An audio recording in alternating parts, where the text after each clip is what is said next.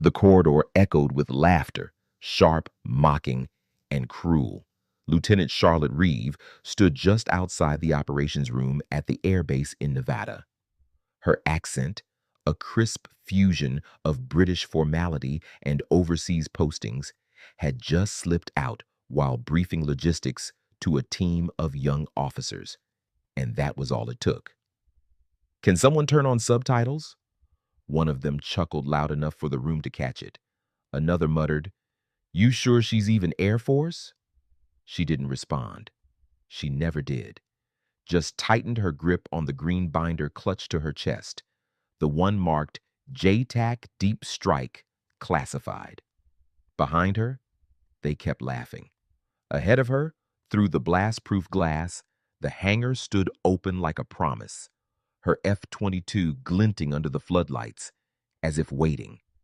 But they never looked at her in the cockpit, only in the briefing room, where her voice betrayed the story they assumed was hers. Years before, in a flashback almost dreamlike in tone, her father had told her, "They'll mock your voice before they ever hear your silence in the sky. But remember, thunder speaks after lightning." Charlotte's call sign was Spectre, earned in Syria during the Northern Corridor lockout, when she crossed into hostile territory under full radar shadow and guided 3 SEALs out of a collapsing zone. But no one in this base knew that, or wanted to know. She was just logistics. Support staff, a transfer from CENTCOM who hadn't earned her wings with them. That day she was assigned to shadow the mission planning room, not fly.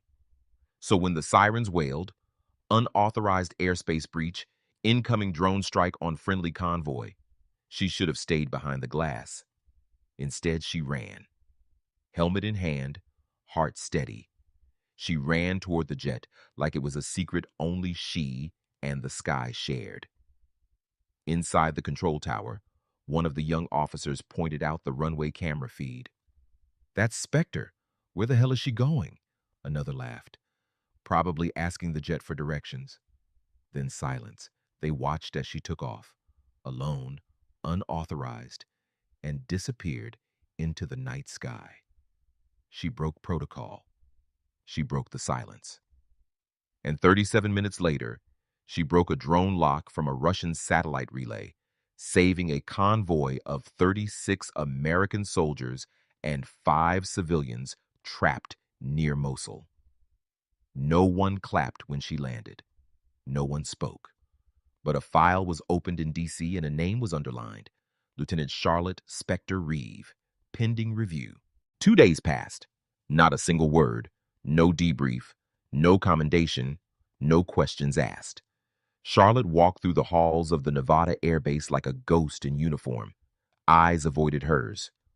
Doors that once remained open now closed quietly just before she reached them. The only ones who acknowledged her were the aircraft mechanics, and even then, with the quiet nod reserved for machines that work too well to understand. In the officers' mess, conversation stopped when she entered. "Hey, Spectre. Nice stunt," one lieutenant muttered, loud enough for his buddies to hear. "Did your joystick come with an accent?"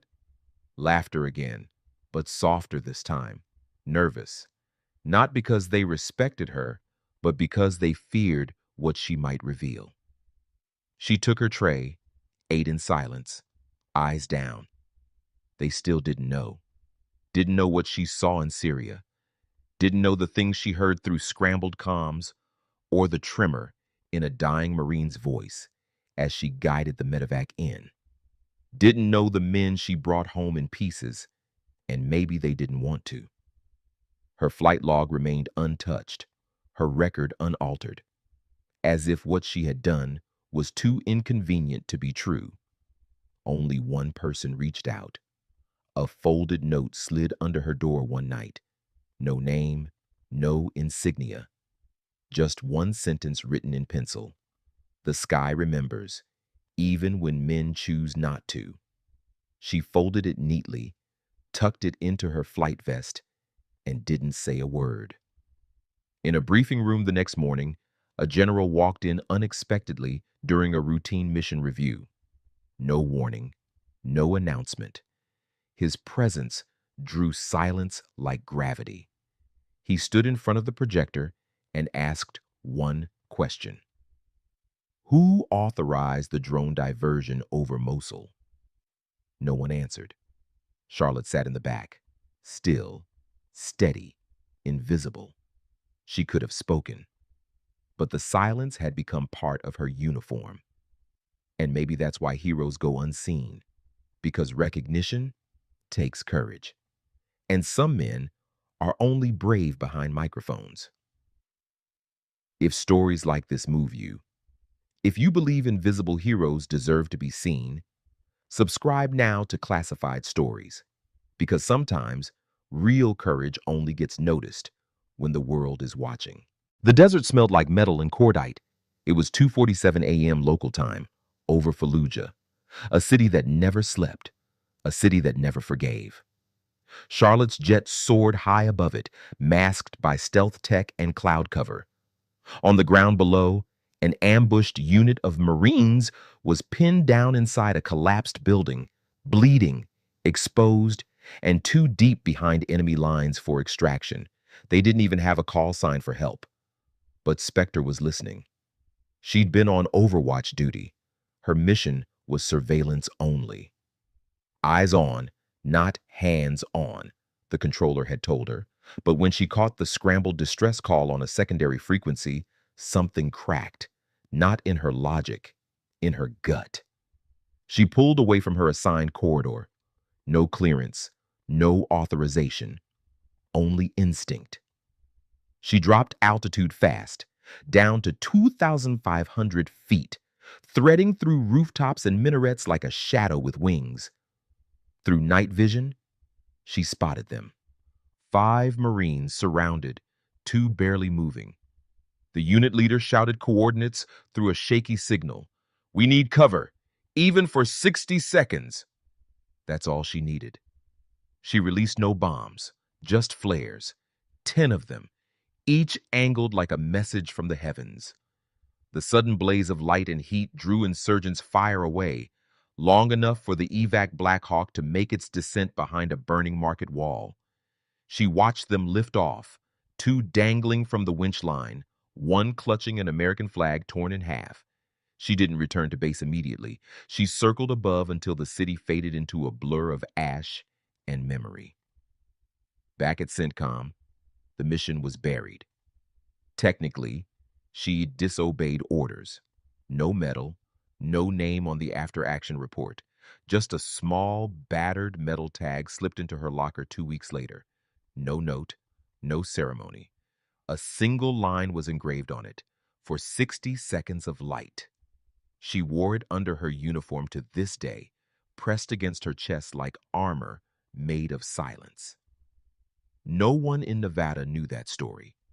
But somewhere, in a bar in Kansas or a hospital in Delaware, there were 5 Marines who did, and they told it differently. They didn't call her support staff, they called her Ghost Wings. General Thomas Halbrook was not known for sentiment. He was the kind of man whose medals told stories his mouth never would, and whose stare could silence a briefing room before he even sat down. That morning, something in his posture was off. His usual confidence had a fracture, barely visible, but real. He held a folder, not a standard issue one. It was black, embossed, unmarked, and it had her name on it. From across the room, Charlotte saw the shift. He wasn't looking at the unit's progress report. He was looking at a photo, a still image. Her jet, low over Fallujah, flares burning behind it like angel wings. No timestamp, no metadata.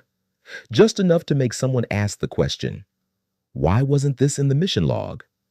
The general closed the folder, looked up, and for the first time really saw her. Not the accent, not the posture, not the uniform, her.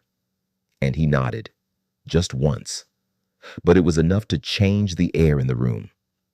Later that day, Charlotte stood alone in the locker room, hands resting on the edge of the sink. Her reflection stared back. Same regulation bun, same pressed uniform, same silence. But something in her eyes had shifted. She reached under her shirt, pulled out the worn tag from Fallujah, held it for a second, then placed it gently on the metal counter. The words still shimmered, scratched by time, but untouchable. For 60 seconds of light. That night, she didn't sleep. She sat by her window, watching jets rise and vanish into the Nevada sky. One after another, sharp, metallic, anonymous. Just like her, except not anymore. Someone had opened the folder. And once a file is opened, it rarely stays closed. General Halbrook sat alone in his quarters that evening, the classified folder spread across his desk like an unanswered question. He had seen hundreds, maybe thousands of service records, but none like this. Charlotte Reeve's file was a patchwork of contradictions, minimal commendations, no formal citations, dozens of redacted operations, multiple tours across the Middle East. Yet something didn't fit. Too many gaps, too many missing dates for someone listed as support staff. He accessed the internal clearance system, a privilege few held, and typed in the operation ID from the photo. It returned a simple prompt. Access restricted. Tier 5 eyes only. His own credentials weren't enough. That's when he knew. She had seen something, done something, something big. The next morning he called in a favor. A quiet one. A former intel officer now working out of Langley. 3 hours later, a sealed package arrived. Unmarked, hand-delivered, no return slip. Inside, 2 citations, 3 internal memos, and 4 photographs never shown to the public. In one, Charlotte kneeling next to a wounded Kurdish child in northern Syria, her flight suit stained, her helmet off, her eyes hollow. In another, an American flag wrapped around a Marine's torso, Charlotte standing in the background, saluting, her silhouette framed by smoke and fire. And taped to the back of the file, 2 ribbons, Iraq Campaign Medal with Arrowhead Device, Global War on Terrorism, Expeditionary Medal. The general closed the file slowly, as if reverent to the weight it carried. Then he picked up the phone. "Get me Colonel Matheson," he said. "We're rewriting the guest list for this Friday's commendation ceremony. Add Lieutenant Charlotte Reeve, with full honors." Pause. "And make sure the Air Force band is ready." Elsewhere on base, Charlotte was alone again, this time on the tarmac, watching the sunset burn over the distant hills. She didn't know yet. Didn't know that the silence was cracking. Didn't know that someone, somewhere, had finally chosen to read her name aloud. But she did feel it. The wind shifted. The air felt less heavy. And for the first time in years, she allowed herself to breathe like someone was finally watching. The hangar had been cleared and dressed for the occasion. Rows of steel chairs, flags draped in strict alignment, a stage framed by floodlights. It was the annual commendation ceremony, a formality to most, an empty routine to many. Charlotte didn't plan to attend. No one had said her name. No one had invited her. Until that morning. A crisp envelope had been slipped under her door. No signature, no explanation, just 6 typed words. Report in full dress, 1700 hours. At 16:58 she arrived.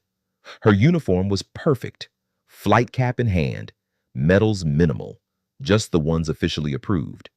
She sat in the back, alone. Her name wasn't on the program, not even as a footnote. General Halbrook stepped to the podium with a stack of files. The audience shifted in their seats, expecting protocol. Instead, he began with silence. He scanned the crowd, then laid the stack of files flat on the podium. One of the names I will read today, he began, does not appear on this list, but it should have, years ago. A ripple moved through the room. He looked up, eyes scanning until they found her. Lieutenant Charlotte Reeve, stand up. She froze. Slowly, almost unwillingly, she rose. Dozens of eyes turned. Many didn't even know who she was. The general continued, voice steady. There are moments in military history when courage is recorded in ink, and others when it's buried in silence. He held up a small silver tag for 60 seconds of light. Gasps. One officer dropped his pen. He laid the tag gently on the podium. Lieutenant Reeve, he said, we've reviewed the operations you were never credited for, including Mosul, including Fallujah, including the undocumented strike that saved 36 lives from a Russian drone relay last month. Charlotte's hands trembled, only slightly. He nodded to an aide. Two uniformed guards stepped forward, carrying a red case. They opened it slowly, revealing 5 medals, their colors bright, impossible to ignore. In recognition of classified operations conducted under extreme risk and without support, the general said, these honors are awarded today with full ceremony. Silence. Then a single clap. Then 2. Then, all at once, the entire hangar echoed with applause. And beneath it, the unmistakable sound of boots rising. Her fellow officers, standing, some with regret, others with awe. She had been invisible. Now, even the silence saluted her. That night, the hangar remained open long after the applause had faded. Chairs empty, flags still. The air heavy with something unspoken. Reverence, maybe, or guilt. Charlotte walked alone between the rows. Her medals were still in the red case, unopened. She hadn't touched them since the general placed them in her hands. She didn't need to. The weight was already there, in her chest, in her memory, in her silence. Back at the barracks, her locker had been cleaned, not by her.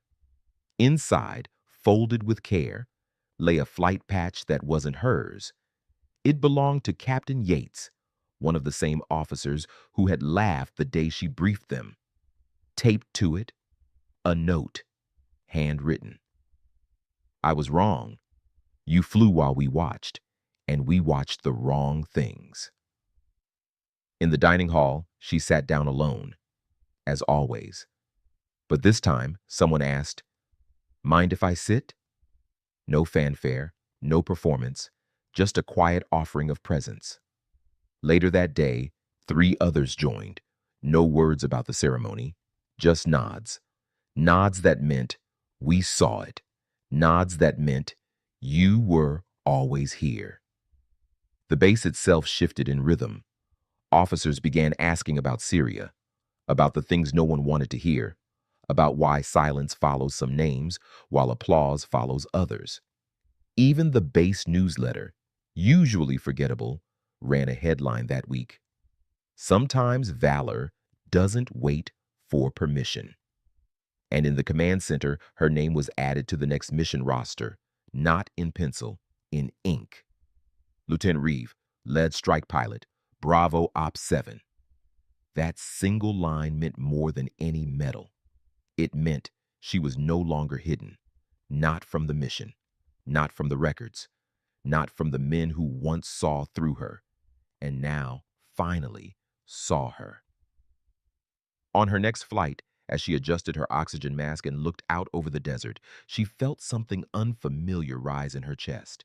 Not pride, not relief, belonging. 3 weeks later, the hangar was empty again.